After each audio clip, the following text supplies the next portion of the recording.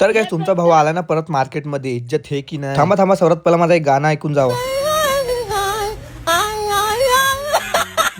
Hello guys, नमस्कार सर्वांना आणि ओम साईराम. तर गाइस तुमचा भाऊ परत एकदा तुमच्यासाठी मिनी ब्लॉग घेऊन आला, तर शेवटपर्यंत नक्की बघा. तर गाइस मी व्हिडिओ बनवायचं बंद केलं होतं, पण 2 दिवसामध्ये एवढे मला मेसेज आले ना, एकदम कुत्त्यासारखे मेसेज आले. एवढे सर्वांचे मेसेज होते, त्यामुळे भावानं रिप्लाय द्यायला भेटला नाही आणि काही भावाने डायरेक्ट कॉलच केला. भावा बोलतो व्हिडिओ नाही, व्हिडिओ आला पाहिजे उद्यापासून, नाही तर बोलतो महाराज खाशी. तो अभी जो मेरे अंदर का कुत्ता मर गया था वीडियो बनाने वाला, वो फिर से अभी जागा हो गया. तो अभी आपको रोज का रोज व्हिडिओ आएगा एकदम गॅरंटी. तर मित्रांनो, फॉलोअर्स नाही वाढत, व्ह्यूज नाही वाढत, या सर्व गोष्टी गेल्या खड्ड्यात. आता मी विचार केला, जर माझे व्हिडिओ 10 जण बघत असतील ना, तर मी त्या 10 जणांसाठी व्हिडिओ बनवीन रोजच्या. चला स्टेशनवरून गाडी भरली आणि गेलो वसई गावामध्ये, कारण आपल्याला तिकडूनचा एक भाडा भेटला होता. त्यांना सोडून झाल्यानंतर परत स्टेशनला जाण्यासाठी निघालो. स्टेशनला जातच होतो, वसई ग्राउंडला बघतो तर क्रिकेट मॅच चालू होतं. मी रिक्षा लावली बाजूला, लागलो मॅच बघण्यासाठी. तर गाइस क्रिकेट हे ना माझा अर्धवट प्रेम आहे. माझ्या जबाबदारीमुळे मला क्रिकेट खेळायलाच नाही भेटलं आयुष्यात. असे मी नाही तर खूप जण पोर आहेत. कोण कोण आहेत ते कमेंट करून नक्की सांगा भावानं. एकदम 5-10 मिनिटं बघितले आणि लगेच तिकडून निघालो, कारण भावानं पैसा पण कमवायचा. मॅच बघत किती पूर्ण दिवस थोडी बसणार आहे. ट्रिप मारता मारता आपल्याला रात्र झाली. मग रात्री आपल्याला परत स्टेशनवरून एक भाडा भेटला आणि हे वाले पॅसेंजर गुगल मॅप वर बघून मला कुठे जंगलामध्ये घेऊन गेले होते की काय माहिती. मी पूर्ण वसईमध्ये वाढला, पण आज परत या रस्त्यावर नाही गेलो. कसा बसा बाबानं पॅसेंजर सोडले आणि परत आलो स्टेशन. तर भावना आजच्या आपल्या गोंडस मिनी ब्लॉग मध्ये एवढं. तुम्हाला आवडला असेल व्हिडिओ तर लाईक नक्की करा.